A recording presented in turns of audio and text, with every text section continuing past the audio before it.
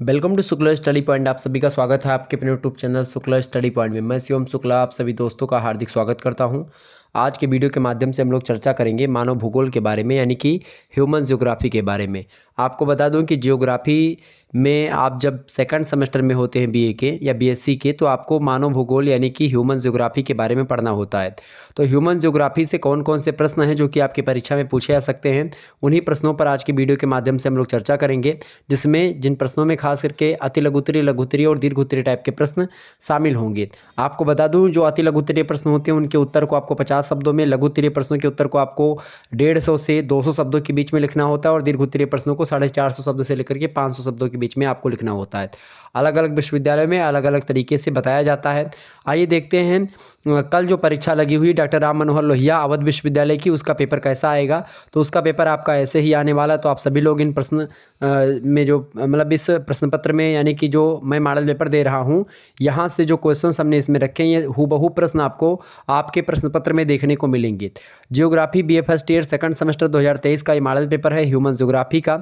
आइए चर्चा करने का प्रयास करते हैं। इससे पहले 2-3 मॉडल पेपर ऑलरेडी अवेलेबल करवा चुका हूँ, आप उसको अगर नहीं देखें तो देख लीजिएगा, ठीक है।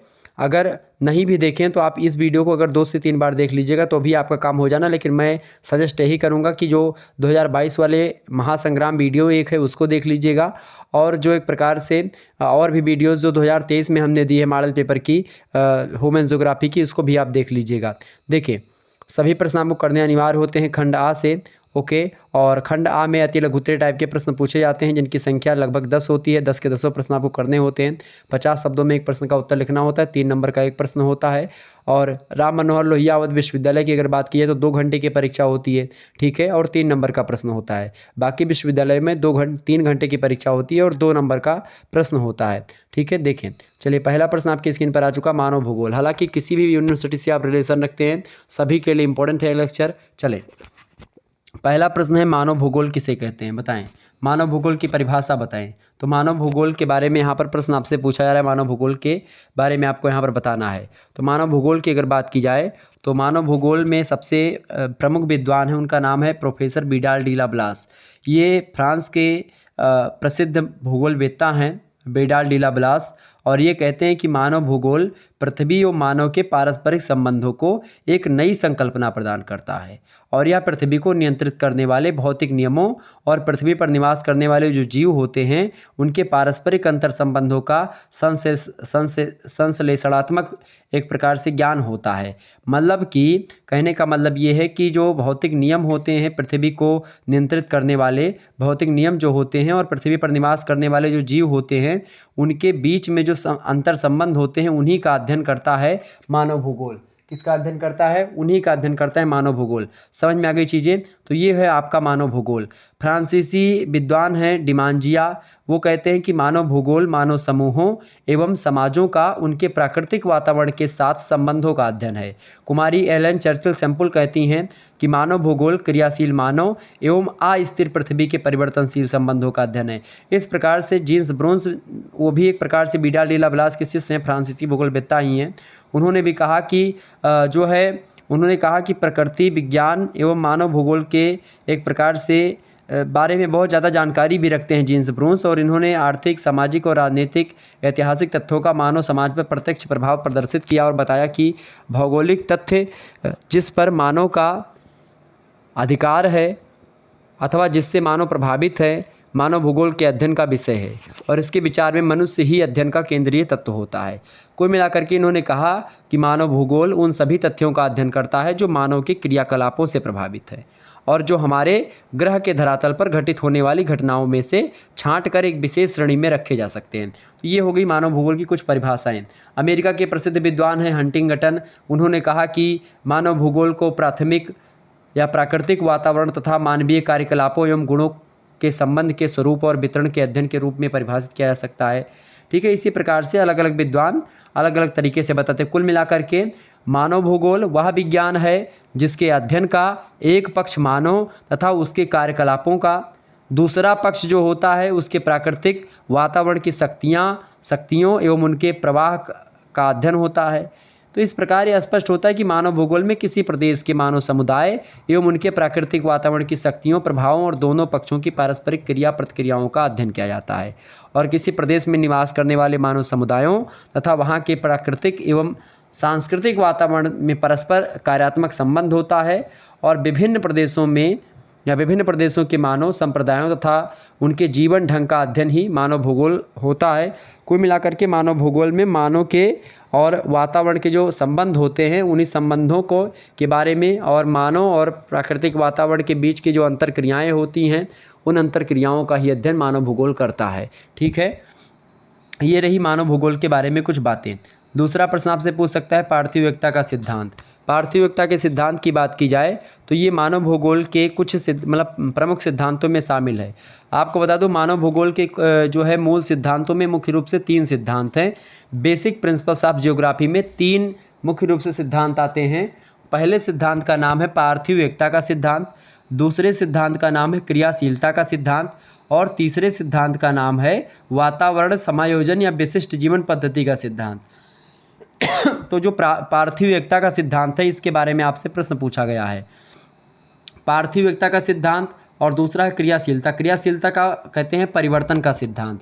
और तीसरा आपका है वातावरण समायोजन के साथ, वातावरण समायोजन यानी कि जो एक प्रकार से एडजस्टमेंट की जो थियरी होती है वो। ठीक है, वातावरण समायोजन का सिद्धांत, थियरी ऑफ इन्वायरमेंट एडजस्टमेंट, किस प्रकार से मनुष्य और वातावरण आपस में समायोजन करके रहता है, एक वो। और एक प्रकार से क्रियाशीलता का सिद्धांत का मतलब कि मनुष्य के जीवन में ही नहीं बल्कि मनुष्य का एक प्रकार से जो नीड्स है, आवश्यकता है, वो भी परिवर्तित होती है और एक प्रकार से मनुष्य के क्रियाकलाप भी परिवर्तित होते हैं। वातावरण भी परिवर्तन वातावरण में होता है, परिवर्तन ही प्रकृति का नियम है। तो उसी परिवर्तन को एक प्रकार से क्रियाशीलता के सिद्धांत के अंतर्गत देखा जाता है। पार्थिव एकता के सिद्धांत की बात हम करने वाले हैं। तो पार्थिव एकता का जो सिद्धांत है, इसका प्रतिपादन किया था जर्मनी के भूगोलवेत्ता है फ्रेडरिक रेटजल महोदय। बड़े ज़बरदस्त विद्वान है फ्रेडरिक रेटजल और मानव भूगोल के जन्मदाता भी कहा जाता है फ्रेडरिक रेटजल को। आपको बता दूं, फ्रेडरिक रेटजल महोदय ने संपूर्ण पृथ्वी को एक इकाई के रूप में माना और संपूर्ण विश्व को उसके अलग अलग अंगों के रूप में उसमें ना देख करके उन्हें एक रूप में, एक समाविष्ट रूप में देखा। यदि हम पृथ्वी के जो बाहरी स्वरूप हैं उनकी ओर आप अगर देखेंगे तो हमें उनमें तमाम प्रकार की भिन्नताएं नज़र आएंगी। जैसे कहीं पर आप देखते हैं ऊंचे ऊंचे पर्वत शिखर हैं, कहीं पर आप देखते हैं गहरी गहरी घाटियां हैं, कहीं पर आपको पठार मिलेंगे, कहीं पर आपको समतल मैदान मिलेंगे, कहीं पर स्थल है, कहीं पर समुद्र है, कहीं पर झील है, नहरें हैं, महासागर हैं। इस प्रकार से आप देखते हैं बहुत सारी, कहीं पर जलवायु अलग है, कहीं पर मिट्टियाँ अलग अलग, कहीं पर लाल, कहीं पर काली, कहीं पर पीली, कहीं पर अलग अलग प्रकार की मिट्टियाँ हैं। वनस्पतियाँ अलग अलग हैं, जीव जंतु अलग अलग पाए जाते हैं। मानव के रहन सहन का स्तर, खान पान के अंतर, आचार विचार का अंतर, बोलचाल का अंतर, नाना प्रकार की विभिन्नताएं आपको इस पृथ्वी पर ऊपरी भागों में आपको देखने को मिलती हैं। मतलब ये ऊपरी परिदृश्य में जब आप पृथ्वी का अध्ययन करते हैं तो पृथ्वी के जो बाहरी स्वरूप है, उस बाहरी स्वरूप में आप देखते हैं तमाम प्रकार के चीज़ों के बारे में आप देखते हैं कि भाई नाना प्रकार की विभिन्नताएं पाई जाती हैं। लेकिन ये विभिन्नताएं मात्र केवल बाहरी हैं। पृथ्वी के अलग अलग क्षेत्र एक दूसरे से जुड़े हुए हैं और उनमें एक सार्वभौमिक एकता मिलती है। उसी एकता को पार्थिव एकता कहते हैं। मतलब पृथ्वी जो है एक प्रकार से भले ही ऊपर से आपको नदी नाले, पर्वत, पठार, मैदान और पठार, समतल ये सब दिखाई पड़ रहे हैं, घाटी और जो है पर्वत शिखर, चोटी, लेकिन अगर आप जो है इसको पृथ्वी को अगर मानेंगे तो पृथ्वी एक प्रकार से एक पिंड के स्वरूप है, एक पार्थिव टाइप की है, एक मूर्ति टाइप की है और उसी पे सारी भिन्नताएं आपको देखने को मिलती है। रेटजल ने स्वीकार किया था कि संपूर्ण पृथ्वी पर एक से भौतिक नियम कार्य करते हैं। मतलब कि जलवायु स्थान विशेष की प्राकृतिक वनस्पति और मिट्टी को प्रभावित करते हैं। मिट्टियाँ स्वयं जलवायु और वनस्पतियों को भी नियंत्रित करती हैं। ठीक इसी प्रकार से वनस्पति भी जलवायु को भी प्रभावित करती है और मिट्टी को भी प्रभावित करती है और उनसे प्रभावित भी होती है खुद भी। और इसी प्रकार से विविध स्थल और जलवायु को प्रभावित करते हैं। ऊंचे पर्वत आर्द्र हवाओं को रोक करके वर्षा करने में सहायक होते हैं। छोटी छोटी कई नदियां मिलकर के बड़ी नदियां बनाती हैं, समुद्र में गिरती हैं। तापमान की अधिकता होने पर जल वाष्पीकृत होकर के ऊपर जाता है, फिर वही जल नीचे बरसता है, वर्षा हो जाती है। इस प्रकार से हम पृथ्वी की अनेकता में एकता का दर्शन करते हैं। और विडाल डी लाब्लास महोदय ने पृथ्वी की मूलभूत एकता को स्वीकार किया है। और विडाल डिला ब्लास ने भी माना कि मानव भूगोल के तथ्य प्रत्येक स्थान पर वातावरण से संबंधित हैं और वह स्वयं भौतिक दशाओं के द्वारा उत्पन्न होते हैं, जिनका विवेचन या व्याख्या केवल उनकी ही सहायता से या उनकी सहायता से किया जा सकता है। तो कुल मिलाकर के आप देखते हैं इधर तो सभी आपस में अलग अलग दिखाई पड़ते हैं आपको, लेकिन कहीं ना कहीं पे ये जो अलगाव है वो एक प्रकार से एक में मिला हुआ है, एकजुट है और पहले से इकट्ठा जुड़ा हुआ है। समझ में आई चीज़ें? तो इस प्रकार से आपने देखा कि बाहरी रूप से पृथ्वी पे अलग तमाम प्रकार की विभिन्नताएं हैं, लेकिन इन विभिन्नताओं की अगर जड़ में आप जाओगे तो उनमें एकता आपको मिलेगी। ठीक है, इसी को कहते हैं प्राकृतिक एकता। कुल मिलाकर के आप कह सकते हैं कि भौतिक दृष्टि से पृथ्वी पर अनेक विविधताएं पाई जाती हैं, किंतु उन विविधताओं के होते हुए भी उनमें पारस्परिक एकता के दर्शन होते हैं, चूँकि पारस्परिक एक दूसरे को, चाहे घाटी और चोटी की बात की जाए, एक दूसरे को प्रभावित करती हैं, चाहे जो है प्रकार से पृथ्वी के जल की और जो बारिश का जल होता है उसमें एक दूसरे को प्रभावित करने की क्षमता है। कुल मिलाकर के पारस्परिक एकता के दर्शन होते हैं और यही सार्वभौमिक या पार्थिव एकता का सिद्धांत होता है। तो ये है पार्थिव एकता का सिद्धांत। आगे बढ़ते हैं, अगला प्रश्न, तीसरा प्रश्न आपकी स्क्रीन पर आ चुका है, संभववाद। संभववाद के बारे में अगर बात की जाए तो संभववाद क्या है भाई? तो मनुष्य और वातावरण को समायोजन को एक प्रकार से बताने का प्रयास है, एक प्रकार से संभववाद की अगर बात की जाए तो इम्पोर्टेंट विचारधारा है। पॉसिबिलिज्म कहा जाता है इसको अंग्रेजी में, संभववाद को। संभववाद एक ऐसी विचारधारा है जिसमें मनुष्य पर्यावरण का दास नहीं होता है और इसलिए वह पर्यावरण से प्रभावित होता है और वह अपनी बुद्धि के बल पर या अपनी कार्यकुशलता के, अपनी स्किल के दम पर पर्यावरण को प्रभावित करता है मनुष्य, और अपनी विज्ञान और प्रौद्योगिकी के विकास से या उससे जो टेक्नोलॉजी का विकास मनुष्य ने कर लिया है, विज्ञान का विकास हो चुका है, उससे प्राकृतिक मनुष्य जो है वो प्राकृतिक शक्तियों पर विजय प्राप्त करने की क्षमता रखता है। संभववाद ये कहता है। वनों को काट करके कृषि व पशुचारण करने लगा है मनुष्य, नदियों पर बांध बना करके सिंचाई करता है और बिजली बनाता है, ये सब संभववाद की ही क्रियाएं हैं। खनिजों का उपयोग करता है, नगरों का, परिवहन मार्गों का निर्माण हो गया, अंतरिक्ष का आविष्कार हो गया, और मनुष्य ने एक प्रकार से अभी हाल ही में आपने देखा होगा चंद्रयान 3 भी लॉन्च हो गया, चंद्रमा पर एक प्रकार से मनुष्य की मशीनें पहुँच चुकी हैं। दुनिया के एक ब्रह्मांड के अलग अलग क्षेत्रों में एक प्रकार से मनुष्य के द्वारा भेजी गई तमाम प्रकार की मशीनें वहाँ पर एक प्रकार से टहल रही हैं और वहाँ के बारे में जानकारी दे रही पृथ्वी पर। तो मानव भूगोल की संभववाद विचारधारा का विकास जो हुआ है फ्रांसीसी विद्वानों की देन है, और संभववाद का विकास खास करके करने वाले जो विद्वान हैं उनका नाम है विडाल डी ला ब्लास। और विडाल डी ला ब्लास के अतिरिक्त फ्रांसीसी विद्वानों में डिमांजिया ने भी समर्थन किया, ब्लेचार्ड ने भी समर्थन किया, फेब्रे ने, ब्रोसोइन, कार्लो सावर, इन सभी लोगों ने संभववाद विचारधारा का एक प्रकार से संभववाद की विचारधारा के विकास में अपना योगदान दिया। और आप देखते हैं विडाल डी ला ब्लास हो, जीन्स ब्रूंस हो, ईसा बोमेन हो, ठीक है, इन सभी लोगों ने कहीं ना कहीं पे संभववाद की विचारधारा को आगे बढ़ाया। संभववाद की विचारधारा का मतलब ये है कि प्रकृति जो होती है वो संभावनाएं प्रदान कर दी है, मनुष्य उस पर क्या बोए क्या काटे उस पर प्रकृति एक प्रकार से मैटर नहीं करती है। संभववाद का सीधा सा मतलब होता है कि मनुष्य पर्यावरण का दास नहीं है, मनुष्य अपने तकनीकी और टेक्नोलॉजी के दम पर पर्यावरण पर अपना अधिकार कर सकता है और कर भी रहा है। तो ये है एक प्रकार से संभववाद। ठीक है, कुल मिलाकर के संभववाद की विचारधारा का समर्थन ईसा बोमेन, विडाल डी ला ब्लास, जीन्स ब्रूंस सभी लोगों ने किया, और कार्लो सावर और बोरो के नाम प्रमुख हैं मुख्य रूप से। समय के साथ साथ निश्चयवाद की भांति संभववाद की भी आलोचना होने लगी और मनुष्य की प्रकृति पर विजय के संबंध में आशंका व्यक्त की गई। निश्चयवाद में प्रकृति को व संभववाद में मनुष्य को बढ़ा चढ़ा करके व्यक्त किया गया है। आप निश्चयवाद की विचारधारा को पढ़ेंगे, निश्चयवाद में प्रकृति का दास है मनुष्य, और संभववाद में आप देखते हैं कि मनुष्य प्रकृति का दास नहीं है। ठीक है, तो कुल मिलाकर के मनुष्य को बढ़ा चढ़ा करके व्यक्त किया गया है संभववाद में, और जो कि बिल्कुल अनुचित है। मनुष्य चाहे जितनी भी उन्नति कर ले, प्रकृति को पूर्णतः नियंत्रण में नहीं ले सकता है, ना ही प्रकृति के नियंत्रण से पूर्णतः मुक्त हो सकता है। और आज भी पृथ्वी पर अनेक भूमि है जहां मानव बसाव विकसित नहीं हो पाया है, जैसे टुंड्रा प्रदेश हो गया, जो है अंटार्कटिक प्रदेश हो गया, यहाँ पर एक प्रकार से एक भी जीवन निवास नहीं कर पा रहा है। तो मनुष्य कितना भी आगे बढ़ जाए लेकिन प्रकृति से आगे कभी नहीं हो सकता, प्रकृति के एक प्रकार से आगे सरेंडर होना पड़ेगा मनुष्य को। ठीक है, तो इस कारण से संभववाद की बहुत सारी आलोचनाएँ भी हुई। एक आता है नव निश्चयवाद, ठीक है, उसके बारे में हम चर्चा करेंगे। ठीक है, हालांकि आगे बढ़ते हैं और भी चीज़ों को जानने का प्रयास करते हैं। अगला प्रश्न आपकी स्क्रीन पर आ चुका है, चौथा नंबर प्रश्न है मानव अधिवास के प्रकार बताइए। मानव अधिवास के प्रकार, इंपॉर्टेंट प्रश्न है आपकी परीक्षा की दृष्टि से। मानव अधिवास के प्रकार, जानिए भाई मानव अधिवास किसे कहते हैं। मानव अधिवास मतलब मानव के रहने का स्थान या ह्यूमन सेटलमेंट जिसको कहते हैं। यानी कि मानव अधिवास की अगर बात की जाए तो प्रोफेसर ब्रून्स एक प्रकार से इसको घर के संदर्भ में कहते हैं कि घरों से अर्थ घरों एवं बस्तियों दोनों से होता है, और पृथ्वी पर मानव की क्रियाओं एवं रचनाओं में सबसे अधिक स्पष्ट दूर से दिखाई देने वाली सबसे अधिक महत्वपूर्ण एवं ठोस रचना मानवीय बस्तियां ही होती हैं, और मार्ग यानी जो रूट्स होते हैं, जो हैबिटेंट्स होते हैं, वही दिखाई पड़ते हैं।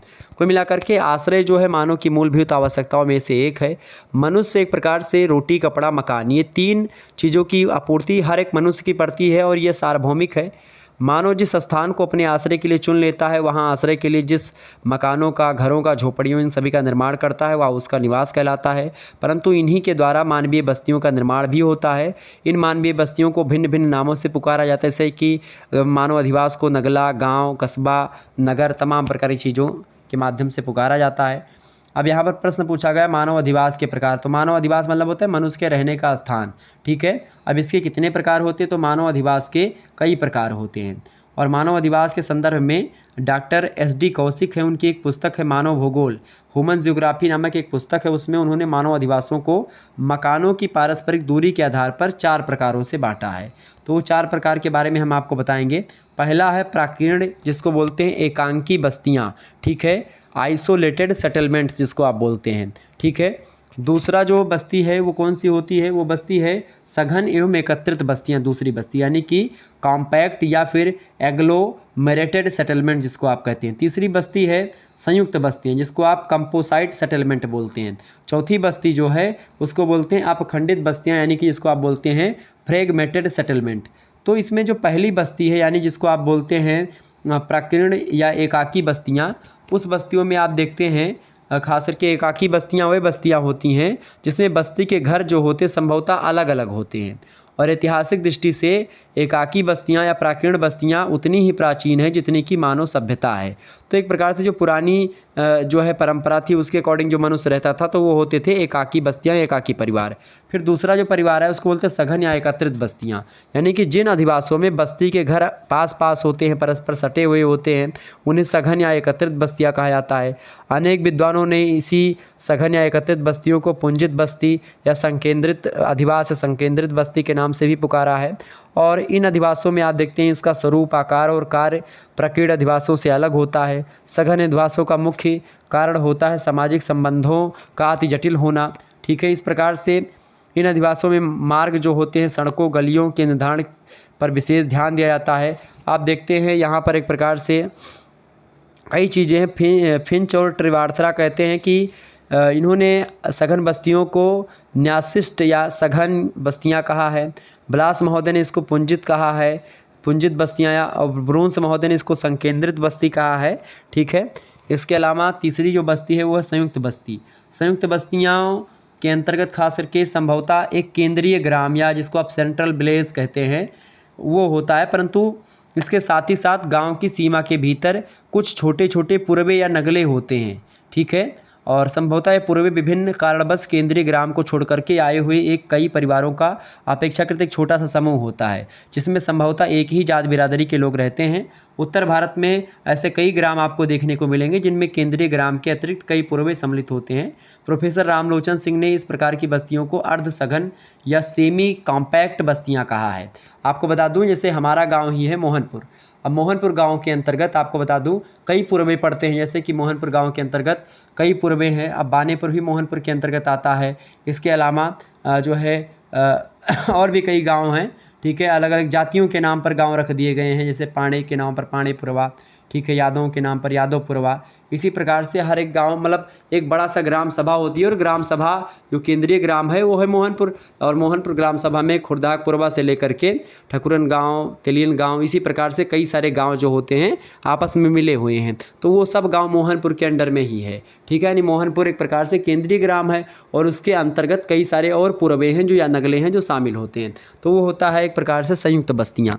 चौथी जो बस्ती है वो होती है अपखंडित बस्तियाँ। अपखंडित बस्तियाँ यानी कि जिस ग्रामीण अधिवास में गांव की सीमा के भीतर ही बसाव बिखरा हुआ मिलता है, मतलब कि गांव के घर एक दूसरे से थोड़ी दूरी पर बने होते हैं अथवा छोटे छोटे पुरवे नगले थोड़ी थोड़ी दूरी पर बसे होते हैं, जिनमें कोई भी केंद्रीय ग्राम नहीं होता, उसे अपखंडित बसाव कहते हैं। इस तरह के अधिवासों को एकाकी अधिवास नहीं कहा जा सकता, लेकिन अमेरिकन या यूरोपीय फार्म हाउस या फार्म गृह के समान इन छोटी छोटी बस्तियों में एक ही परिवार का होना आवश्यक नहीं है। दूसरे इनमें सामाजिक संगठन, श्रम विभाजन और सामुदायिक भावना भी पाई जाती है। प्रोफेसर स्प्रेट महोदय ने ऐसी बस्तियों को प्राविकीर्ण बस्ती कहा है। प्रोफेसर सिंह ने पुरवों का अधिवास का इसको और अपखंडित अधिवास भी कहा है। इस प्रकार से ये सारे एक प्रकार से अधिवास के प्रकार मैंने आपको बताए। चौथा प्रश्न होगा आपका, पांचवा प्रश्न आप देखिएगा, मानवीय अर्थव्यवस्था के विकास स्तर। मानवीय अर्थव्यवस्था के विकास स्तर कौन कौन से हैं उसको बताने का प्रयास करेंगे। इंपॉर्टेंट प्रश्न आपके स्क्रीन पर आ चुका है, परीक्षा की दृष्टि से आपके बहुत ही ज़बरदस्त प्रश्न है, फटाफट से आप लोग बताने का प्रयास करेंगे। प्रश्न का उत्तर क्या होगा भाई, सभी लोग बताइएगा। मानवीय अर्थव्यवस्था के विकास के स्तर बताएं, कौन कौन से स्तर हैं भाई मानवीय विकास के या मानवीय अर्थव्यवस्था के विकास के स्तर। तो मानवीय अर्थव्यवस्था के विकास के स्तर में मुख्य रूप से आप देखते हैं 4 स्तर हैं। कौन कौन से स्तर हैं? शुरुआत से आप देखते हैं मनुष्य जब आदिकाल में था, बहुत पुराने समय में, प्राचीन काल में, तब से आप देखते हैं कहीं ना कहीं पे पर्यावरण से बहुत अधिक प्रभावित था। लेकिन वर्तमान में मनुष्य जो है पर्यावरण के बीच में अंतर संबंध में लगातार परिवर्तन होता आया है और आज मानव पर्यावरण की उपज मात्र नहीं है, वह उसका परिवर्तन करता और निर्माता भी है। मानव पर्यावरण के बीच अंतर संबंध दो तरफा हैं। अनेक जीवों की तरह मानव भी अपने पर्यावरण में रहता है, अपनी आवश्यकताओं और इच्छाओं को पूरा करने के लिए प्राकृतिक संसाधनों का उपयोग करता है। इसलिए मानव केवल अपने आप को प्राकृतिक तत्वों के अनुसार ढालता ही नहीं, बल्कि उन्हें अपनी आवश्यकता के अनुसार उनका अनुपालन भी करवाता है। पर्यावरण और मनुष्य के अंतर संबंध का निर्धारण करने में जनसंख्या के आकार की महत्वपूर्ण भूमिका होती है और इसीलिए जनसंख्या के आकार के संदर्भ में मानव पर्यावरण अंतर संबंधों का अध्ययन ऐतिहासिक परिप्रेक्ष्य में करना अनिवार्य हो जाता है। लेकिन इससे हमें इन संबंधों में आने वाले क्रमिक परिवर्तन का पता चलता है, जैसे प्रागैतिहासिक काल से लेकर के और वर्तमान समय तक आप देखिएगा तो मानवीय अर्थव्यवस्था के विकास को कई खंडों में हम बांटते हैं और उसी अर्थव्यवस्था के विकास के स्तर को कहा जाता है। जैसे प्राकृतिक या प्रागैतिहासिक काल से लेकर के वर्तमान काल तक की जो मानवीय अर्थव्यवस्था है उसके विकास के स्तरों को हम 4 स्तर में बांट सकते हैं। पहला स्तर है आखेट एवं भोजन संग्रह। शुरुआत में लोग बस शिकार करते थे और भोजन को इकट्ठा करते थे, यही काम था।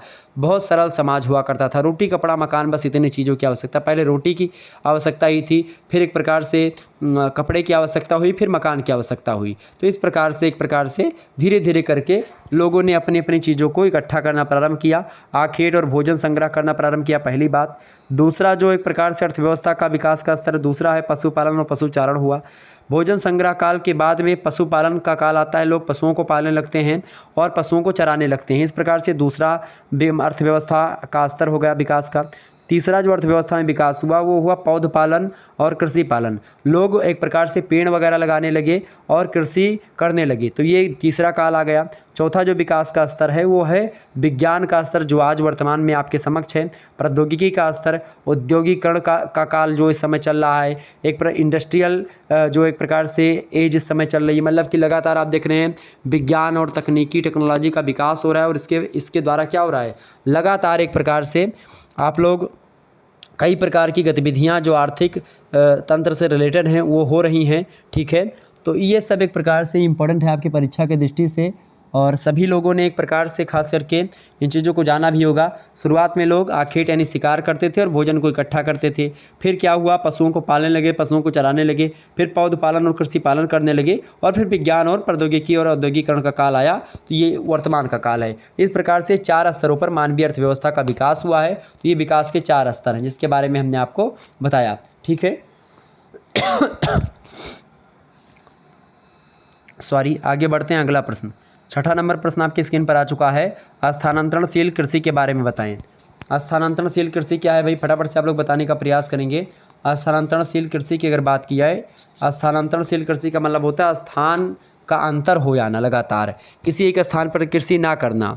जैसे कि जंगली कृषि जो होती है या जो जनजातीय लोग कृषि करते हैं वो स्थानांतरणशील कृषि करते हैं, अलग अलग स्थानों पर स्थानांतरणशील कृषि को अलग अलग नामों से जाना जाता है। जैसे कि आप देखते हैं कि अलग अलग मतलब अलग अलग क्या, भारत में ही इसको अलग अलग नामों से जाना जाता है, अलग अलग प्रदेशों में। आपको बता दूं कि स्थानांतरणशील कृषि में होता ये है, ये एक आदिम प्रकार की कृषि है जो मानव के द्वारा भोजन प्राप्ति हेतु सबसे पहले शुरुआत में अपनाई गई। इस प्रकार की खेती की शुरुआत लगभग आप देखते हैं 7,000 या 8,000 ईसा पूर्व पहले हुई होगी। और इस समय विश्व की जनसंख्या लगभग विरल थी, पृथ्वी का बहुत बड़ा भाग वनों से ढका हुआ था। उस समय मानव ने जो है वनों को काट करके और उसको जला करके साफ करके उस पर कृषि करना प्रारंभ किया होगा। और इस प्रकार से साफ किए गए खेतों में कुछ वर्ष खेती करने के बाद में जब उनको लगा कि भाई खेत में अब उपज नहीं रह गई है, खेत में अब एक प्रकार से नमी नहीं रह गई है, खेत की उर्वरक क्षमता क्षीण हो गई है, तो अन्य किसी स्थान पर जाते थे लोग और फिर वनों को काटते थे, साफ करते थे और उसको जला करके फिर उसको कृषि योग्य भूमि बनाते थे, फिर वहाँ पर कृषि करते थे। और इस प्रकार से ये प्रक्रिया लगातार अपनाते रहते थे। इसीलिए इसको काटो और जलाओ कृषि, और एक स्थान को एक प्रकार से छोड़ करके दूसरे स्थान पर इसको करते थे, इसीलिए इसको एक प्रकार से काटो और जलाओ और स्थानांतरणशील कृषि कहा जाता है। झूमिंग कृषि इसी को कहा जाता है। जैसे कि आपको बताऊं, स्थानांतरणशील कृषि की अगर बात की जाए, उत्तर पूर्वी भारत में इसको झूमिंग कृषि कहा जाता है, इंडोनेशिया और मलेशिया में इसको लैडान कहा जाता है, ब्राज़ील में इसको रोका कहा जाता है, म्यांमार देश में स्थानांतरणशील कृषि को तुंग्या के नाम से जानते हैं, श्रीलंका में इसको चेना कहा जाता है, थाईलैंड में तमराई कहा जाता है, अमेरिका और मैक्सिको में मिल्पा कहा जाता है, मध्य अफ्रीका में मसोले कहा जाता है, वियतनाम में रे कहा जाता है, मेडागास्कर में टावी कहा जाता है इसको। ठीक है, इस प्रकार से अलग अलग देशों में अलग अलग नामों से इसको पुकारा जाता है। आपको बता दूं, भारत में स्थानांतरण कृषि की बात की जाए तो असम, मेघालय, अरुणाचल प्रदेश, नागालैंड, मणिपुर, मिजोरम, त्रिपुरा, इन सभी देशों में स्थानांतरणशील कृषि की जाती है। और यहाँ पर इन कृषि की पद्धति को झूमिंग कृषि या झूम कहा जाता है। भारत के उत्तरी पूर्वी राज्यों में स्थानांतरणशील कृषि एक प्रकार से बहुत अधिक मात्रा में होती है। ठीक है, तो ये है गई स्थानांतरणशील कृषि, मतलब जंगल को काट करके फिर जंगल को जला करके और खेती योग्य भूमि बनाते हैं, फिर खेती करते हैं, और जब भूमि की उर्वरक क्षमता खत्म हो जाती है तो फिर उस भूमि को छोड़ देते हैं, फिर दूसरे जगह पर जाते हैं, फिर उस पेड़ को जलाते हैं जंगल में, फिर जंगल को काटते हैं और जलाते हैं, फिर खेती करते हैं वहाँ पर, फिर उसको छोड़ते हैं, फिर दूसरे स्थान पर जाते हैं। इस प्रकार से जब तक उर्वरक क्षमता होती है तब तक कृषि करते हैं, और अन्यथा उस खेत को छोड़ करके दूसरे खेत में चले जाते हैं, मतलब फिर खेती योगी मतलब बनाते हैं। इस प्रकार से ये होती है स्थानांतरणशील कृषि। सॉरी, अगला प्रश्न 7वां नंबर, प्रजाति की परिभाषा दीजिए। इंपॉर्टेंट प्रश्न है आपकी परीक्षा की दृष्टि से, प्रजाति की परिभाषा दीजिए। प्रजाति किसे कहते हैं भाई? अंग्रेजी में प्रजातियों को रेस कहा जाता है।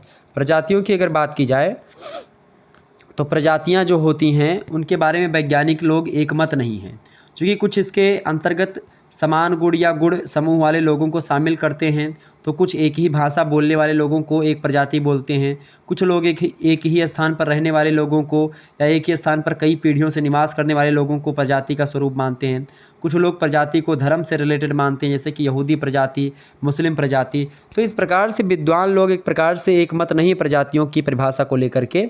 वैज्ञानिकों और मानव शास्त्रियों के अनुसार अगर देखें तो प्रजाति जो है एक जैवीय प्राणशास्त्रीय अवधारणा है, और इसके शारीरिक लक्षणों के आधार पर एक विशिष्ट समूह को प्रजाति माना जा सकता है। वे शारीरिक लक्षण उस मानव समूह में वंशानुक्रम द्वारा पीढ़ी दर पीढ़ी हस्तांतरित होते रहते हैं, और इस पर पर्यावरण का दीर्घकालीन प्रभाव नहीं पड़ता है। कुल मिलाकर के आपको बताऊं, प्रजाति की परिभाषा को दी है प्रोफेसर विडाल डी ला ब्लास ने। प्रोफेसर विडाल डी ला ब्लास कहते हैं कि मानव प्रजाति का वर्गीकरण मानव शरीर की आकृति और शारीरिक लक्षणों के आधार पर किया जाता है। ग्रिफिथ टेलर कहते हैं कि मानव प्रजाति नस्ल के प्रकट करती है, मतलब नस्ल को प्रकट करती है, ना कि सभ्यता को प्रकट करती है। कुल मिलाकर के अगर हम अपनी परिभाषा आप बताएं तो आप कह सकते हैं कि प्रजाति व्यक्तियों का एक ऐसा समूह होता है जिनमें एक से शारीरिक लक्षणों का संयोग निश्चित रूप से होता है या निश्चित रूप में पाया जाता है, और जिन्हें आनुवांशिक शारीरिक लक्षणों के आधार पर पहचाना जा सकता है। ठीक है, किसी का नाक लंबा है, किसी के कद बड़े बड़े हैं, किसी का कपाल चौड़ा है, किसी का कलर जो है गोरा है, किसी का पीला है, किसी का काला है। इस प्रकार से आप उनके नासिका सूचकांक, कपाल सूचकांक, आँखों की बनावट, उनके बालों का कलर कैसा है, घुंघराले बाल हैं, लंबे बाल हैं, रेशमी है या शरबती जुल्फ़ें क्या हैं, जो भी होगा, एक प्रकार से ये दुनिया भर का जो टीम टाम होता है, शरीर का लक्षण के हिसाब से एक प्रकार से प्रजातियों को बांटा गया। प्रजातियों को लेकर के एक विस्तार से हमने एक वीडियो बनाई, सेपरेट वीडियो। अगर आप लोगों ने नहीं देखा तो देख लीजिएगा, प्लेलिस्ट में आपको वीडियो मिल जाएगी। प्रजातियों के बारे में अगर बताऊं तो सबसे पहली बात, प्रजाति एक जैविकीय धारणा होती है। दूसरी बात, प्रजाति अपनी विशेषताएं और शारीरिक लक्षण प्रजातियों के होते हैं जिनके आधार पर इनको अन्य प्रकृति से या अलग करते हैं हम। जैसे रंग इनका अलग होता है, सीधे बाल होते हैं, पतले ओठ होते हैं, इनके आधार पर हम लोग अलग करते हैं प्रजातियों को। तीसरी बात, प्रजाति के शारीरिक लक्षण पीढ़ी दर पीढ़ी वंशानुक्रमण के द्वारा हस्तांतरित होते हैं कि भाई वहाँ के ऐसे ही लोग होते हैं, उनके बच्चे भी ऐसे हैं, उनके पिताजी भी वैसे हैं। ठीक है। चौथी बात, इनके एक बड़े समूह भी होते हैं प्रजातियों के। ठीक है। तो ये हो गई प्रजातियों के बारे में कुछ बातें। ठीक है, ये बात मैंने आपको बता दी। प्रजातियों को लेकर के अलग अलग, जैसे इनकी चमड़ी का रंग कैसा है, ठीक है, इनकी मुख की आकृति कैसी है, शरीर का कद कैसा है, बालों की बनावट कैसी है, आँखों का रंग और फटान कैसा है, ओंठ का आकार कैसा है, आंतरिक लक्षण में आप खास करके, अभी तक तो हमने बाहरी लक्षण बताया। ठीक है। आंतरिक लक्षण में जैसे कि उनके सिर का जो है कपाल सूचकांक कितना है। ठीक है। इसके अलावा नाक का सूचकांक कितना है, जबड़ों का फैलाव कितना है, ये सब। ठीक है।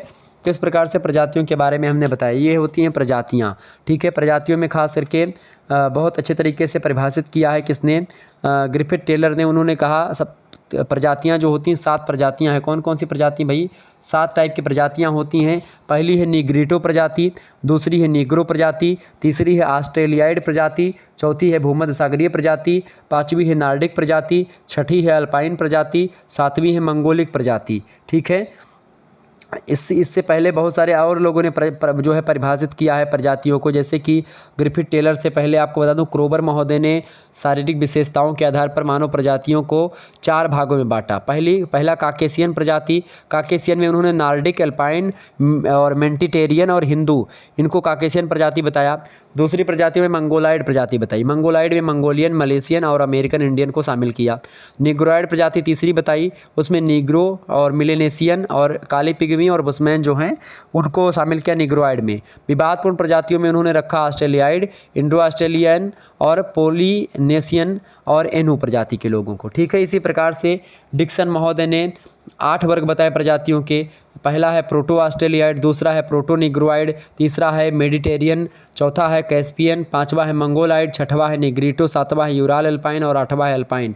तो आपको बस एक आध दो याद कर लेना है, जैसे कि ग्रिफिथ टेलर का आपको याद कर लेना है, निग्रिटो, निग्रो, ऑस्ट्रेलियाइड और भूमध्य सागरीय, नार्डिक, अल्पाइन और मंगोलिक, ये ज़्यादा इंपॉर्टेंट है। ठीक है। तो इस प्रकार से आप लोगों ने देखा प्रजातियों के बारे में कुछ बातें जो कि मैंने आपको बताई। आगे बढ़ते हैं। 8वां प्रश्न आप देखिएगा, एस्किमो और बुशमैन के बारे में आप बताएं। एस्किमो जनजाति है जो कि विश्व की एक प्रकार से जनजाति है या प्रजाति है, तो इसके बारे में आपको पूछा जा रहा है कि एस्किमो के बारे में आप बताएं।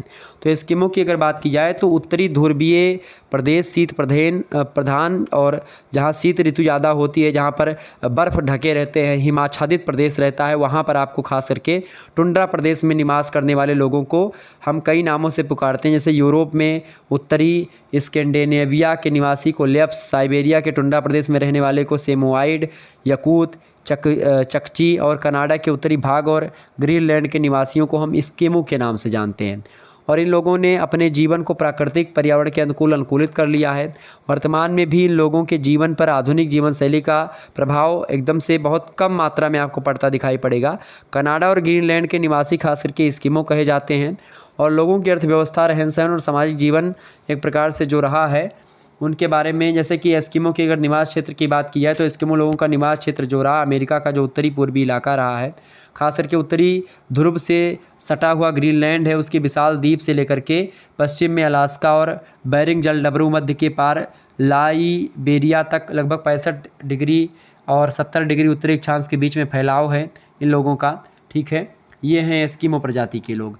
इनके शारीरिक लक्षण की बात की एस्किमोज़ की, तो एस्किमो लोगों का रंग जो होता है भूरा होता है, पीला टाइप के होते हैं, पीलापन इनके चेहरे पर आपको दिखेगा। चेहरा गोल गोल होता है, चौड़ा होता है और बेढंगा ढील डोल होता है इनका, मतलब किसी ढील डोल का कोई मतलब नहीं होता, मतलब लंबे चौड़े होते हैं। काली चोटी, मतलब काली छोटी और चपटी नाक होती है इनकी, मुंह चौड़ा होता है और इनके बाल भद्दे होते हैं, काले रंग के होते हैं। एस्किमो लोगों का कद जो होता है मध्यम होता है, 150 सेंटीमीटर से 160 सेंटीमीटर के बीच में लंबे होते हैं, ठीक है। और सभी निवासी एक सी प्रवृत्ति के लगभग होते हैं। माना जाता है कि इनका उद्गम स्थान एशिया है और इसी कारण से इनमें मंगोलायड प्रजाति के लक्षण मिलते हैं। पिछले कुछ वर्षों में इनकी रंगों में गोरी जातियों के रक्त का मिश्रण हो गया और इसीलिए अब विशुद्ध एस्किमो बहुत कम ही पाए जाते हैं, जो कि एक प्रकार से एशिया के जो बने थे।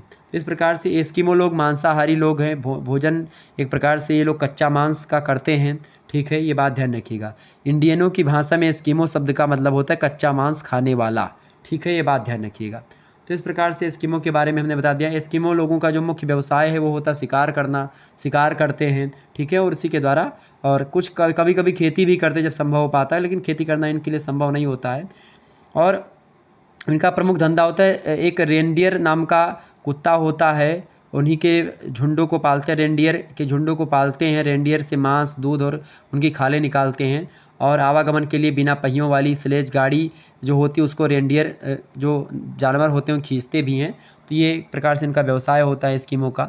दूसरे प्रजाति बुशमैन। बुशमैन प्रजाति की अगर बात की जाए तो बुशमैन प्रजाति कौन सी भाई? बुशमैन जो प्रजाति है इसकी अगर बात की जाए तो दक्षिणी अफ्रीका के कालाहारी मरुस्थल के आदिकालीन निवासियों को बुशमैन कहा जाता है। ये लोग अफ्रीका के मूल निवासियों की संतानें हैं बुशमैन लोग। और आपको बता दूं जिन्हें बहुत अधिक शक्तिशाली और उन्नतशील समूह के द्वारा खास करके मरुस्थलों के प्रतिकूल पर्यावरण वाले भागों में ढकेल दिया गया था। 17वीं शताब्दी में उच्च आवासियों के द्वारा इन आखेट करने वाले लोगों को बुशमैन की संज्ञा दी जाती है। और ये बौने कद के हैं, ठीक है, होते हैं। इनका आकार प्रकार अनेक बातों में खास करके नीग्रो प्रजाति से मिलता जुलता है। इनका कद जो होता है 156 सेंटीमीटर के आसपास का होता है। जबड़े आगे की ओर निकले हुए होते हैं, मतलब जबड़े आगे की ओर निकले हुए नहीं होते हैं। जो नीग्रो के प्रमुख लक्षण हैं वो एक प्रकार से इनमें कुछ मात्रा में होते हैं, कुछ मात्रा में नहीं होते हैं। और अब इनकी जनसंख्या लगभग 10,000 के आसपास है बुशमैन लोगों की। बुशमैन को सान नाम से भी जाना जाता है, जो छोटे समूहों में विचरण करते हैं। और सामान्यतः 15 से 20 के समूह में बुशमैन लोग होते हैं। और अपनी जीविका के लिए ये एक प्रकार से मरुस्थलीय और अत्यंत जो प्रतिकूल टाइप का वातावरण होता है उन्हीं पर रहते हैं और वहीं पर रहते हैं और उसी हिसाब से अपने हिसाब से वहाँ पर जीवन यापन करते हैं, ठीक है। जहाँ पर जो एक प्रकार से रहना संभव नहीं होता है वहाँ पर ये लोग रहते हैं। निवास क्षेत्र की बात की है तो कालाहारी का जो मरुस्थल है वहीं पर रहते हैं बुशमैन जाति के लोग, शिकार करते हैं, ठीक है। इसके अलावा आप देखते हैं ये लोग और भी जगहों पर रहते हैं, जैसे कि नेटाल हो गया, जिम्बाब्वे है, बोत्सवाना है, दक्षिणी अफ्रीका का जो सुदूर उत्तर का इलाका और पूर्वी भाग है वहाँ तक ये लोग फैले हुए हैं। बुशमैन के निवास क्षेत्र की जलवायु उष्ण मरुस्थलीय है, मतलब गर्मी वाले इलाके में ज़्यादा रहते। तापमान हमेशा ऊंचा रहता है, सूर्य हमेशा लंबवत चमकता है। यहाँ पर 46 डिग्री सेंटीग्रेड तापमान हमेशा रहता है, ठीक है। और मरुस्थल होने के कारण से दैनिक तापांतर जो होता है वो 10 डिग्री सेंटीग्रेड होता है, 10 से 15 डिग्री सेंटीग्रेड। रातें ठंडी होती हैं, दिन में गर्मी बहुत होती है, ठीक है। तो ये होती है बुशमैन के स्थान रहने का। शिकार करते हैं ये लोग खास करके। और कालाहारी में जंतु अधिक जनसंख्या में पाए जाते हैं और वर्षा ऋतु के बाद सब जगह घास उग जाती है, जिस पर जंगली बकरी, हिरन, जिराफ, जंगली भेड़ और इसके अलावा कोटू, इसके अलावा ब्लेसबोक, जेब्रा, ये लोग एक प्रकार से घास चरने वाले जंतु होते हैं। इसके अतिरिक्त मांसाहारी जंतुओं में शेर, जंगली कुत्ते, भेड़िया ये सब भी होते हैं। छोटे जीवों में खरगोश, चूहे, चमगादड़, गिलहरी ये भी एक प्रकार से बड़ी संख्या में पाए जाते हैं। पक्षियों में बतख, जलमुर्गी, उकाव, चील, बाज, गिद्ध ये सब भी पाए जाते हैं। और उन सभी का शिकार जो होते हैं वो करते हैं कौन? बुशमैन प्रजाति के लोग अपना भोजन करते हैं। बुशमैन लोग भी मांसाहारी होते हैं और शिकार में मछली भी करते हैं, मछली पकड़ते हैं। और भी इन जीवों का जो जिस जीवों के बारे में हमने बताया उनका भी शिकार करते हैं, मछलियों को भी पकड़ते हैं। पौधों की जड़ें और शहद इनके भोजन के प्रमुख अंग होते हैं। बुशमैन सभी चीज़ खाते हैं, सर्वभक्षी होते हैं। वे खाते भी बड़ी मात्रा में, मतलब बहुत ज़्यादा खाते हैं। और खास करके छोटे प्रकार के सांपों को भी खा लेते हैं, कीड़े मकोड़े को, छिपकलियों को, चींटियों को, यहाँ तक कि अपने शरीर की जो जुएँ होती हैं उनको भी खा लेते हैं। दीमक जो होती है, दीमक, उनको बड़े चाव से के साथ खाते हैं भोजन में बुशमैन प्रजाति के लोग। तो इस प्रकार से बुशमैन लोग होते हैं, ठीक है। अच्छा, उष्ण जलवायु होने के कारण से बुशमैन लोग बहुत कम वस्त्र पहनते हैं। पुरुष एक त्रिकोणी लंगोटी पहनते हैं और स्त्रियां जो होती हैं वो खाल का टुकड़ा पहनती हैं जो कमर से घुटनों तक होता है, लटकता रहता है। महिलाएं वृक्ष की छाल और खाल के जूते पहनती हैं। स्त्रियों के वस्त्र का सबसे प्रमुख भाग चींगा होता है जिसे करोस कहा जाता है। और बिस्तर और खास करके वस्त्र दोनों का काम करता है ये। और कई बुशमैन परिवार सिर पर चमड़े की टोपी भी पहनते हैं और अपने परिवार मतलब अपने शरीर पर चर्चा तथा मिट्टी का लेप करते रहते हैं।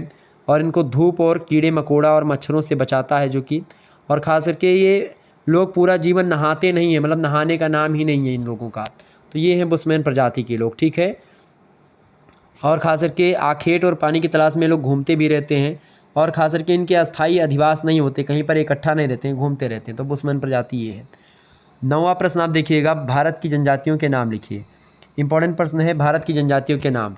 भारत की जनजातियों के नाम अगर बात की है भारत की जनजातियों की, तो भारत में कई सारी जनजातियां हैं। जैसे कि अगर आपको बताऊं, जनजातियों में पूरे देश में हिमालय की जो पहाड़ियां हैं वहां से लेकर के लक्षद्वीप तक आप देखते हैं, भूमि से लेकर के गुजरात के मैदानों से लेकर के उत्तर पूर्वी की जो पहाड़ियां हैं उन सभी तक, खासकर चंबा और महासू में आदिवासी हैं। देहरादून और दार्जिलिंग में भी आप देखते हैं तमाम प्रकार की जनजातियाँ पाई जाती हैं।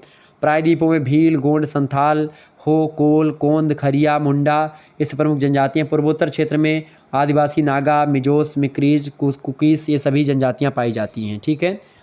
खास करके भारत में आप देखिएगा, भारत में कई जनजातियाँ हैं। उत्तर और उत्तरी पूर्वी क्षेत्रों में खास करके, जैसे पूर्वी कश्मीर है, पूर्वी पंजाब है, हिमाचल प्रदेश, मतलब उत्तरी प्रदेश या उत्तर प्रदेश जिसको आप कहते हैं, नागालैंड, असम, इन सभी क्षेत्र में एक प्रकार से आका, मिसमी, चूली काटा, नागा ये सब जनजातियाँ पाई जाती हैं।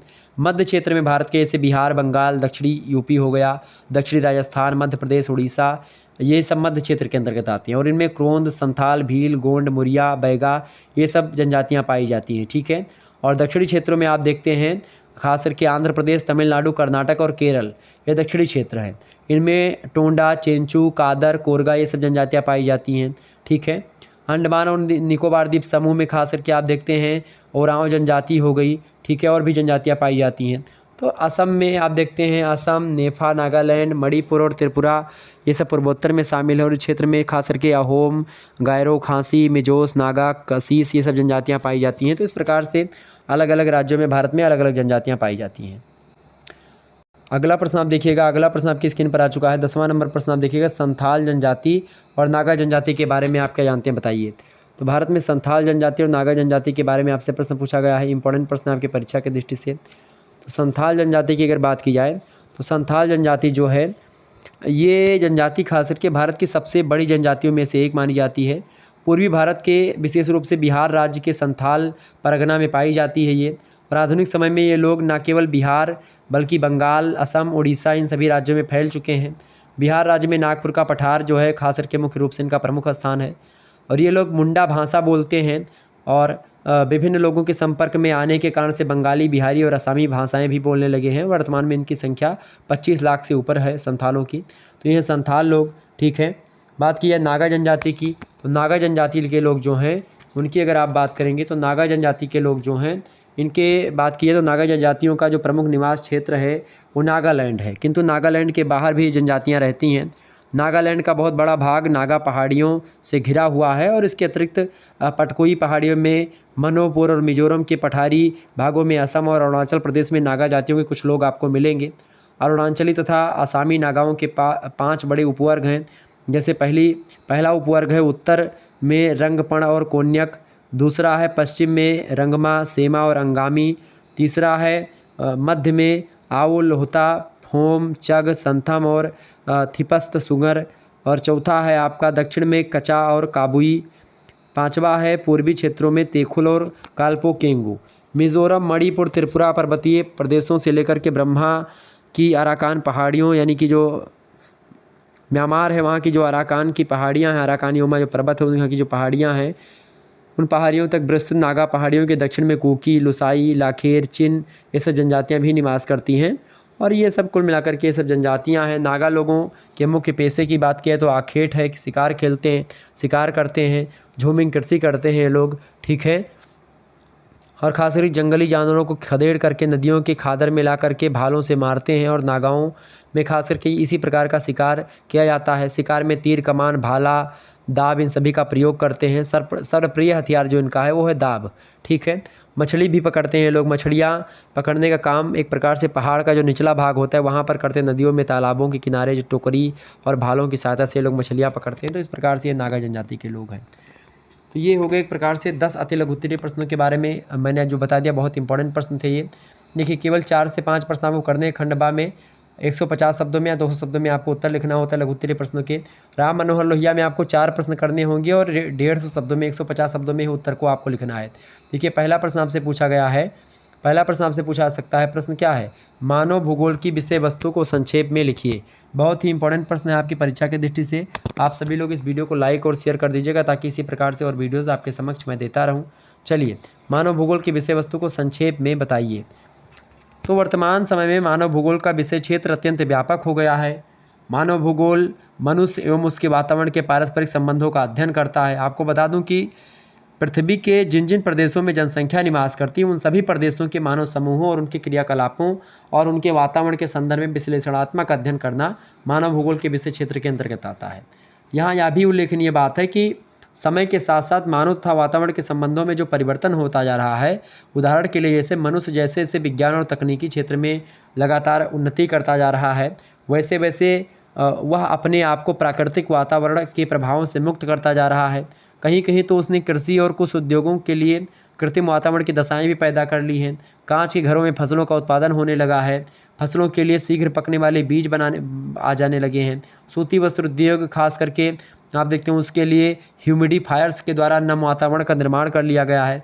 ऐसे और भी बहुत सारे उदाहरण आपको मैं बता सकता हूँ, लेकिन इससे आप देखते हैं मनुष्य और वातावरण के संबंध जो होते हैं अधिक से अधिक जटिल होते जा रहे हैं। मानव भूगोल के विषय क्षेत्र का लगातार विस्तार होता जा रहा है और मानव भूगोल के विषय क्षेत्र के अंतर्गत हम मुख्य रूप से 5 पक्षों का आकलन करते हैं। सबसे पहली बात, किसी भी प्रदेश में निवास करने वाली जनसंख्या और उसकी कार्यक्षमता कितनी है, उसका अध्ययन मानव भूगोल के अंतर्गत करते हैं, पहली बात। दूसरी बात, उस प्रदेश में उपलब्ध प्राकृतिक संसाधनों का अध्ययन मानव भूगोल के अंतर्गत किया जाता है। तीसरी बात, प्रदेश की जनसंख्या के द्वारा उपलब्ध संसाधनों के उपयोग से निर्मित सांस्कृतिक वातावरण का भी अध्ययन मानव भूगोल की विषय वस्तु के अंतर्गत करते हैं। चौथी बात, मानव वातावरण समायोजन और प्रादेशिक संगठनों का अध्ययन भी मानव विषय वस्तु के अंतर्गत करते हैं, मानव भूगोल की विषय वस्तु के अंतर्गत।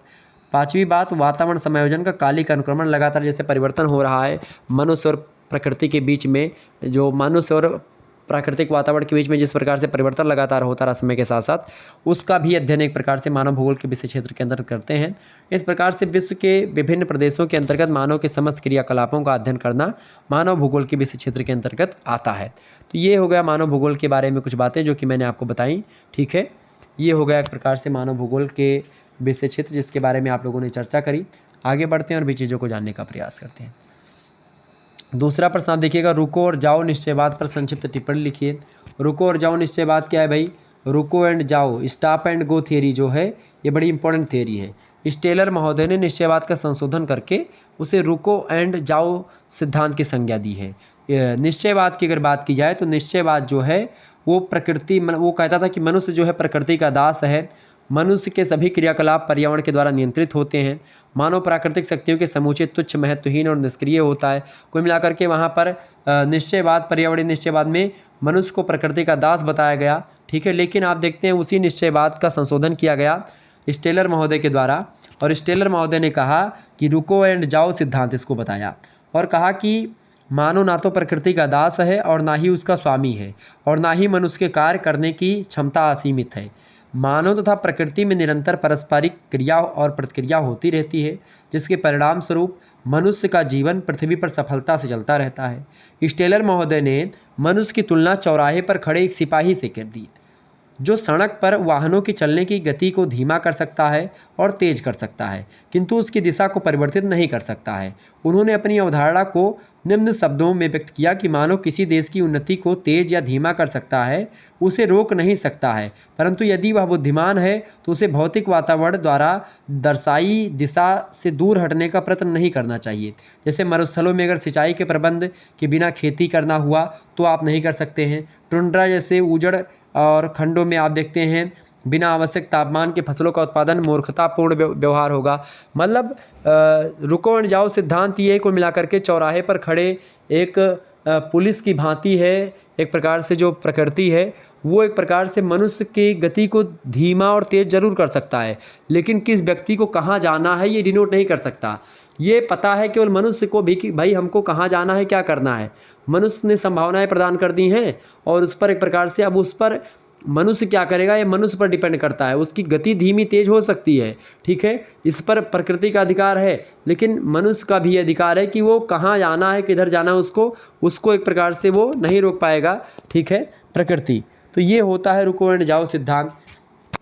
स्टेलर महोदय ने कहा कि जैसे कि जब आप मरुस्थलों में बिना सिंचाई के, अगर आप सोचें कि मरुस्थल में आप बिना सिंचाई के गेहूं उत्पादन कर लेंगे, चावल बैठा लेंगे, तो नहीं होगा ना। तो इसीलिए आपको अगर मरुस्थल में चावल बैठाना है तो सिंचाई करने के लिए उचित प्रबंध आपको करना पड़ेगा। इसी प्रकार से टुंड्रा प्रदेश में आपको कोई चीज़ अगर जो है बोना है, कोई फसल उगानी है, तो आपको वहाँ पर तापमान एक प्रकार से मेंटेन करना पड़ेगा, तापमान अच्छा करना पड़ेगा, तापमान वहाँ पर गर्म करना पड़ेगा, ठीक है। तो इस प्रकार से ये होता है रुको एंड जाओ सिद्धांत। यानी एक प्रकार से आप जो है मनमर्जी नहीं कर सकते हैं। प्रकृति मतलब आपकी इच्छाएं सीमित भी नहीं हैं और आपकी इच्छाएं असीमित भी नहीं हैं। आप पर प्रकृति कंट्रोल भी नहीं कर सकती है संपूर्ण कंट्रोल, लेकिन कुछ कंट्रोल जरूर करती है। तो ये होता है रुको एंड जाओ सिद्धांत या रुको एंड जाओ निश्चयवाद। अगला प्रश्न आपकी स्क्रीन पर आ चुका है। जनसंख्या वितरण को प्रभावित करने वाले भौतिक कारकों को लिखिए। जनसंख्या को प्रभावित करने वाले कई सारे भौतिक कारक हैं। आपको बता दूं, विश्व में जनसंख्या का वितरण जो है असमान है। अलग अलग स्थानों पर अलग अलग जनसंख्या पाई जाती है, कहीं पर ज़्यादा है, कहीं पर कम है। संसार की लगभग 50% जनसंख्या स्थल के केवल 5% भाग में रहती है। बाकी लगभग 65% भाग में केवल 5% जनसंख्या निवास करती है। और जनसंख्या के वितरण को प्रभावित करने वाले भौतिक कारकों में खास करके जैसे कि कहीं पर भौतिक भौगोलिक स्थिति वहाँ की मान्यता ठीक नहीं है, कहीं पर जैसे टुंड्रा प्रदेशों में ठंडी ज़्यादा पड़ती है, मरुस्थलीय इलाकों में गर्मी ज़्यादा पड़ती है, इसलिए लोग वहाँ पर नहीं रहते हैं। दूसरी बात, जलवायु वहाँ की ठीक नहीं है। तीसरी बात, धरातल की बनावट रहने योग्य नहीं है। चौथी बात, जल की उपलब्धता वहाँ पर नहीं है, तो इसलिए मनुष्य वहाँ पर नहीं रहते हैं। जहाँ पर जल की उपलब्धता होती है वहाँ पर मनुष्य ज़्यादा रहते हैं, ठीक है, जहाँ पर नहीं होती वहाँ पर नहीं रहते हैं। पांचवी बात, मिट्टी की उर्वरक शक्ति जहाँ पर ज़्यादा होगी वहाँ पर ज़्यादा लोग रहेंगे, जहाँ पर कम होगी वहाँ पर कम लोग रहेंगे। छठी बात है खनिज पदार्थों की उपलब्धता, जहाँ पर खनिज पदार्थ ज़्यादा होंगे वहाँ पर जनघनत्व तो थोड़ा सा एक प्रकार से कम होगा, ठीक है, वहाँ पर फैक्ट्री वगैरह ज़्यादा होगी, लेकिन जनघनत्व भी होगा उसके आसपास के इलाकों में। सातवीं बात, आर्थिक विकास की अवस्था भी एक प्रकार से जनसंख्या वितरण को प्रभावित करने वाले भौतिक कारकों में शामिल है। तो ये सब भौतिक कारक आप लिख दीजिएगा कौन कौन से। खनिज पदार्थों की उपलब्धता, आर्थिक विकास की अवस्था, मिट्टी की उर्वरक शक्ति, धरातल की बनावट, जल की उपलब्धता, जलवायु, भौगोलिक स्थिति, ये सब जनसंख्या वितरण को प्रभावित करने वाले भौतिक कारकों की बारे में हमने आपको बताया।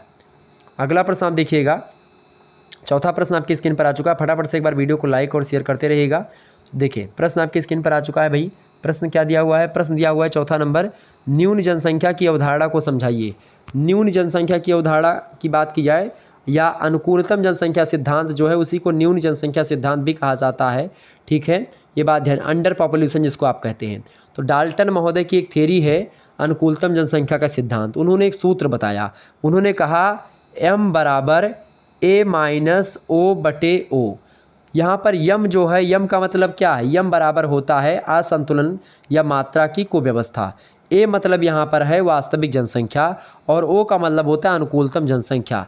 तो जब आप असंतुलन या मात्रा की कुव्यवस्था निकालनी होती है आपको, या अनुकूलतम जनसंख्या आपको निकालनी है, तो आप वास्तविक जनसंख्या में से अनुकूलतम जनसंख्या को आप घटा देते हैं और अनुकूलतम जनसंख्या से घटाई गई चीज़ों को भाग दे देते हैं, तो एक प्रकार से निकल आती है आपकी अनुकूलतम जनसंख्या, ठीक है। यम धनात्मक है तो अधिक जनसंख्या या जनाधिक्य होगा। अगर यम ऋणात्मक आता है यानी कि असंतुलन या मात्रा की कुव्यवस्था जो है अगर ऋणात्मक आती है तो न्यून या अल्प जनसंख्या होगी। अगर जो है शून्य आता है तो अनुकूलतम जनसंख्या होगी वहाँ पर, ठीक है, ये बात ध्यान रखिएगा, समझ रहे चीज़ों को। यानी मान लेते हैं अगर यम यहाँ पर यम आपको निकालना है और ए मान लेते हैं आपका 10 है और वो आपका क्या है, वो आपका कितना है भाई, वो आपका 5 है, ठीक है। और अब एक प्रकार से 5 यहाँ पर रख देंगे तो 10 में से 5 घटाएंगे 5 आएगा, 5/5 तो कितना आ जाएगा आपका 1 आ जाएगा, या लगभग एक प्रकार से धनात्मक है। तो यानी कि अधिक जनसंख्या या जनाधिक्य एक प्रकार से है लेकिन बहुत कम है, ठीक है, ठीक ठाक मात्रा में है। अल्प जनसंख्या नहीं है लेकिन अनुकूलतम जनसंख्या से एक सीढ़ी ऊपर मान सकते हैं, 0 होगी तो अनुकूलतम जनसंख्या होगी, ठीक है। तो ये हो गई आपकी न्यून जनसंख्या की अवधारणा या आदर्श जनसंख्या। तो इसका सिद्धांत स्थिर नहीं है बल्कि गतिशील है। यदि किसी देश में संपन्नता घटने और बढ़ने के साथ साथ जनसंख्या भी उसी अनुपात में घटती और बढ़ती रहती है तो वह अनुकूलतम जनसंख्या है। यदि किसी देश की जनसंख्या उस अनुकूलतम बिंदु से कम होती है तो वहाँ प्राकृतिक संसाधनों का अपर्याप्त शोषण होने के प्रति प्रति व्यक्ति आय जो होगी कम हो जाएगी। ऐसा नए देशों में होता है खास करके, और इस दशा को न्यून जनसंख्या या अंडर पॉपुलेशन कहते हैं। यदि इसके विपरीत किसी देश की जनसंख्या इस आदर्श बिंदु से अधिक है तो प्राकृतिक संसाधनों का पर्याप्त शोषण ना हो सकेगा, आय कम हो जाएगी और इससे जनाधिक यानी कि ओवर पॉपुलेशन उस स्थिति को कहेंगे, और इससे देश के निवासियों का जीवन स्तर कम हो जाएगा और बेकारी भुखमरी बढ़ जाएगी। तो कुल मिलाकर के न्यून जनसंख्या का मतलब होता है कि प्राकृतिक संसाधन एक प्रकार से उसका जो प्राकृतिक संसाधन है उसका दोहन नहीं किया कर उसका दोहन उचित मात्रा में नहीं हो पा रहा, तो इसका मतलब न्यून जनसंख्या है, कम जनसंख्या है। अगर उसका दोहन सही तरीके से हो जा रहा है और कम भी पड़ रहा है संसाधन तो वो जनाधिक्य है वहाँ पर, ठीक है, ओवर पॉपुलेशन है। अगर उचित मात्रा में जितना है उतना ही हो रहा है तो वो आदर्श जनसंख्या है, ठीक है। ये तीन धारणा मैंने बताई। न्यून जनसंख्या मतलब कम जनसंख्या, जनसंख्या कम है लेकिन उत्पादन के साधन ज़्यादा हैं, उपयोग के साधन ज़्यादा हैं, ठीक है, उत्पादन के साधन ज़्यादा हैं। कम जनसंख्या ये हो गई। न्यून जनसंख्या जिसको कहते हैं। अधिक जनसंख्या यानी जनाधिक्य क्या होता है, जनसंख्या ज़्यादा है और उत्पादन के साधन कम है, ठीक है, वो होता है जनाधिक्य, ठीक है। और उत्पादन के साधन और जनसंख्या बराबर, ये होती है अनुकूलतम जनसंख्या, या इसी को बोलते हैं आप एक प्रकार से आदर्श जनसंख्या। समझ में आ गई चीज़ें, आगे बढ़ते हैं। पाँचवा प्रश्न आपकी स्क्रीन पर आ चुका है। पांचवा प्रश्न आप देखिएगा। प्रश्न है भारत को प्रमुख नगरीय प्रदेशों में विभक्त कीजिए।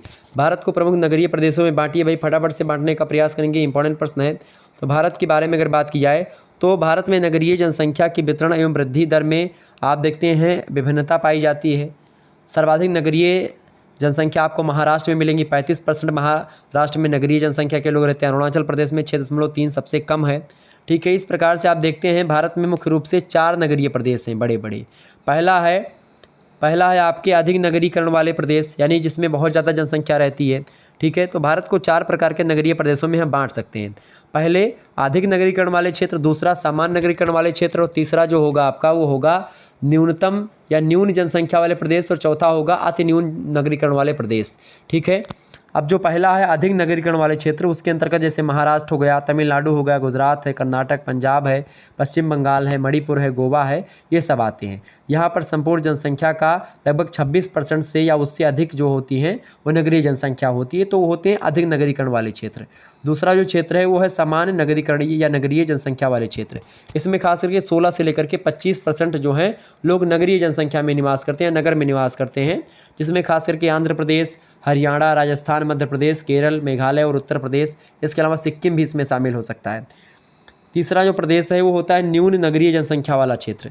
न्यून नगरीय जनसंख्या वाले क्षेत्रों में खास करके 9% से लेकर के 16% तक लोग नगरों में निवास करते हैं। खास करके इसमें नागालैंड हो गया, बिहार है, उड़ीसा है, त्रिपुरा है, ये सब देश शामिल होते हैं। और चौथा है जहाँ पर बहुत कम नगर वाले क्षेत्र हैं, जैसे कि अति न्यून नगरीकरण वाले क्षेत्र, जैसे कि खास करके हिमाचल प्रदेश है, अरुणाचल प्रदेश है, ये सब प्रदेश हो गए। यहाँ पर बहुत कम एक प्रकार से नगरीय क्षेत्र हैं, यहाँ पर गांव बहुत ज़्यादा हैं, लगभग 9% यहाँ के लोग जो है नगरों में निवास करते हैं। तो इस प्रकार से ये हो गया आपका भारत में नगरीय प्रदेशों को हमने बांट दिया।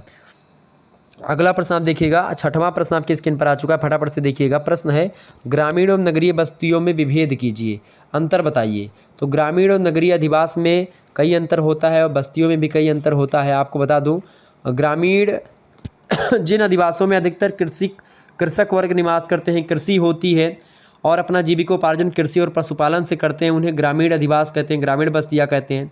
दूसरे शब्दों में अगर ग्रामीण बस्तियों को हम बताएं तो ग्रामीण अधिवास कृषि प्रधान होते हैं। लकड़ी काटने वाली या खान खोदने वाले, शिकार और जंगलों और पर्वतों पर रहने वाली जातियों के अधिवास भी ग्रामीण अधिवास कहे जाते हैं। और नगरीय अधिवास की अगर बात की जाए, नगरीय बस्तियों की, नगरीय अधिवासों में रहने वाले लोगों का मुख्य व्यवसाय वस्तुओं का निर्माण करना हो गया, उद्योग, व्यापार, वितरण, ये सब होता है।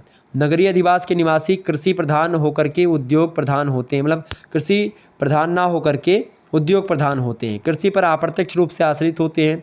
वस्तुतः नगर और गांव प्रत्यक्षता अथवा अप्रत्यक्षता आप देखिएगा एक दूसरे के पूरक होते हैं। गाँवों से चूँकि जो खाद्यान्न उत्पन्न होता है, कृषि के द्वारा जो कच्चे माल उत्पन्न होते हैं, या पशुजन्य जो पदार्थ उत्पन्न होते हैं वो सब नगरों की ओर जाते हैं, नगरों में बेचे जाते हैं, जो कि जीवनोपयोगी एक प्रकार से होते हैं और वो मिलों में, कारखानों में जा कर के एक प्रकार से और भी चीज़ें उससे निर्मित की जाती हैं, बनाई जाती हैं। कच्चे मालों से माध्यम से पक्के माल बनाए जाते हैं और एक प्रकार से उपयोगी वस्तुओं का निर्माण किया जाता है। तो वो सब होते हैं नगर में, ठीक है। नगर में फैक्ट्रियाँ होती हैं, उद्योग होते हैं। गाँव में एक प्रकार से कृषि और पशुपालन ज़्यादा होता है। नगरीय अधिवास ग्रामीण अधिवासों की अपेक्षा बड़े भी होते हैं, यानी नगर बड़े होते हैं, गांव छोटे होते हैं। नगरों में जनसंख्या का घनत्व अधिक होता है और गांव में जनसंख्या एक प्रकार से बहुत कम पाई जाती है, ठीक है। जनसंख्या की अधिकता से कोई गांव नगरीय अधिवास नहीं कहा जा सकता है। जब तक कि उसमें नगरीय अधिवास के गुण, निर्माण, उद्योग, परिवहन सेवा ये सब नहीं है तो मात्र जनसंख्या से केवल उसको नगर नहीं कहा जाएगा। आपको बता दूं, बहुत से कृषक प्रधान जनसंख्या के अधिवास बड़े होते हैं और उनमें जनसंख्या मतलब कम जनसंख्या के अधिवास जिनके निवासी कृषि और पशुपालन के कार्यों में न लग करके उद्योग, व्यापार और परिवहन कार्यों में लगे होते हैं, उनको नगरीय अधिवास आप कह सकते हैं। नगरीय अधिवास में मुख्य रूप से संबंध औपचारिक संबंध होते हैं और गाँव के संबंध जो होते हैं अनौपचारिक संबंध होते हैं। तो इस प्रकार से ग्रामीण और नगरीय बस्तियों में कुछ अंतर हो गया जो मैंने आपको बताया। 7वां प्रश्न आप देखिएगा। प्रश्न है खाद्य संग्रहण और पशुचारण अर्थव्यवस्था को परिभाषित कीजिए। खाद्य संग्रहण मतलब क्या होता है? भोजन इकट्ठा करना। पशुचारण मतलब होता है पशुओं को चराना। ये दो अर्थव्यवस्था एक प्रकार से आपसे पूछी जा रही है, ठीक है। फूड गैदरिंग एंड एक प्रकार से पोस्टल हार्डिंग इकोनॉमी, ठीक है। तो भोजन संग्रहण की बात की जाए, शिकार की बात की जाए, आदिम मत्स्य पालन की बात की जाए, विश्व के कुछ भागों में आज भी मानव बहुत ही सरल रूप से अपना जीवन यापन कर रहा है और अपना समस्त जीवन प्रकृति प्रदत्त वस्तुओं पर निर्भर करता है। इस प्रकार के मानवीय समूहों में जंगलों के फल फूल, पत्तियों और जड़ों का संग्रह करके अपनी पेट की जो है भूख को शांत करता है व्यक्ति। वन उत्पादों का संग्रह आदिम जनजातियों के द्वारा प्रमुख रूप से किया जाता है और यहाँ के लोग वन उत्पाद की तलाश में यत्र तत्र घूमते रहते। तो खाद्य संग्रहण करना मतलब भोजन को इकट्ठा करना। तो खाद्य संग्रहण और पशुचारण अर्थव्यवस्था जो होती है उसमें एक प्रकार से जनजाति के लोग होते हैं जो कि एक प्रकार से अपने भोजन के लिए पशुओं पर निर्भर करते हैं, फल फूल पर निर्भर करते हैं, एक प्रकार से जो है जड़ों पर निर्भर करते हैं।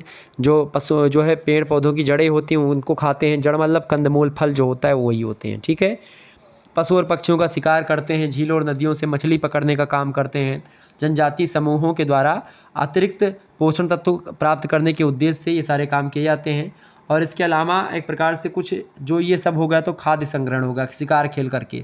फिर कुछ लोग ऐसे होते हैं जो पशुओं को जो एक प्रकार से पालते हैं। पशुओं को पालने के बाद में एक प्रकार से उनको चराते हैं, फिर उनसे दूध वगैरह जो मिलता है उसको खाते हैं। तो उस प्रकार से ये होता है आपका पशुचारण अर्थव्यवस्था, ठीक है। तो किसी एक विशिष्ट वातावरण में किस प्रकार से अपनी जीविकोपार्जन करते हैं, अपनी आर्थिक क्रियाओं का संचालन करते हैं, अपनी आवश्यकताओं और उपभोग की व्यवस्था करते हैं और यह उनकी अर्थव्यवस्था कहलाएगी। भौगोलिक वातावरण की क्षेत्रीय विविधता के कारण से मानव की अर्थव्यवस्था में भी स्पष्ट अंतर दिखाई पड़ता है। आदिम अवस्था से लेकर के आधुनिक युग तक मानव की 5 अर्थव्यवस्थाएं मिलती हैं, जिसमें पहली है आखेट शिकार करना, दूसरी वन संग्रहण, तीसरी कृषि खनन, चौथी है निर्माण उद्योग, ठीक है। इस प्रकार से और 5वीं है आज वर्तमान में जो वैज्ञानिक युग आ गया है वो सब, ठीक है। तो इस प्रकार से खाद्य संग्रहण और पशुचारण अर्थव्यवस्था में लोग एक प्रकार से क्या करते थे? आदिम प्रजाति की कृषि होती थी। कृषि के साथ ही साथ लोग एक प्रकार से मुख्य रूप से शिकार कर कर ही अपना भोजन एक प्रकार से पाते थे। पशुओं को पालते थे और उसके बाद में पशुओं का दूध, दही मतलब दूध वगैरह खाते थे और उनका एक प्रकार से मांस भी खाते थे शिकार करके, ठीक है। जिनको पालते थे उनसे दूध वगैरह खाते थे, ठीक है, और जिनको नहीं पालते थे उनका मांस वगैरह खाते थे। तो इस प्रकार से खाद्य संग्रहण और पशुचारण अर्थव्यवस्था के बारे में हमने आपको बता दिया। 8वां प्रश्न आपकी स्क्रीन पर आ चुका है, फटाफट से आप लोग देखिएगा। विश्व को सांस्कृतिक परिमंडलों में विभक्त कीजिए। तो विश्व को एक प्रकार से कई सांस्कृतिक परिमंडलों में बांटा गया है। खास करके विश्व को 11 सांस्कृतिक परिमंडलों में विभक्त किया गया है। आप लोग बड़े ध्यान से सुनिएगा। पहला है दक्षिणी एशियाई परिमंडल, दूसरा है अरब मुस्लिम परिमंडल, तीसरा है दक्षिणी पूर्वी एशियाई परिमंडल, चौथा आप लिख लीजिएगा पूर्वी एशियाई परिमंडल, पाँचवा है अफ्रीकी परिमंडल, छठा है ऑस्ट्रेलियाई परिमंडल, सातवां है पश्चिमी यूरोपीय परिमंडल, आठवां है पूर्वी यूरोपीय परिमंडल, नौवां है आंग्ल अमेरिकी परिमंडल, 10वां है लैटिन अमेरिकी परिमंडल और 11वां है प्रशांत महासागरीय परिमंडल। तो ये 11 परिमंडल हैं जो कि विश्व के सांस्कृतिक परिमंडल कहे जाते हैं। कौन कौन से, फिर से एक बार मैं बता रहा हूँ। दक्षिणी एशियाई परिमंडल, अरब मुस्लिम परिमंडल, दक्षिणी पूर्वी एशियाई परिमंडल, पूर्वी एशियाई परिमंडल, अफ्रीकी परिमंडल, ऑस्ट्रेलियाई परिमंडल, पश्चिमी यूरोपीय परिमंडल, पूर्वी यूरोपीय परिमंडल, आंग्ल अमेरिकी परिमंडल, लैटिन अमेरिकी परिमंडल, प्रशांत महासागरीय परिमंडल। ये सारे परिमंडल जो हैं विश्व के सांस्कृतिक परिमंडल में इनका नाम है, ये बात ध्यान रखिएगा। तो 11 परिमंडलों के नाम हमने आपको बता दिए। आगे बढ़ते हैं और भी चीज़ों को जानने का प्रयास करते हैं। आप देखिएगा यहाँ पर दीर्घ उत्तरीय प्रश्न आ चुके हैं, केवल 2 प्रश्न आपको करने हैं यहाँ से खंड सा से। 450 शब्दों में आपको उत्तर लिखना होता है राम मनोहर लोहिया में, बाकी विश्वविद्यालय में 500 शब्दों में दीर्घ उत्तरीय प्रश्नों का उत्तर आपको देना होता है। देखिए 2 प्रश्न ही करने होते हैं दीर्घ उत्तरीय से। पहला प्रश्न है मानव वातावरण संबंध से आप क्या समझते हैं? वातावरण और वातावरण समायोजन को स्पष्ट कीजिए। बहुत ही महत्वपूर्ण प्रश्न है ये, आपके परीक्षा में पूछा सकता है। आप एक बार इसको पढ़ लीजिएगा अपनी सीरीज वगैरह में मिले तो।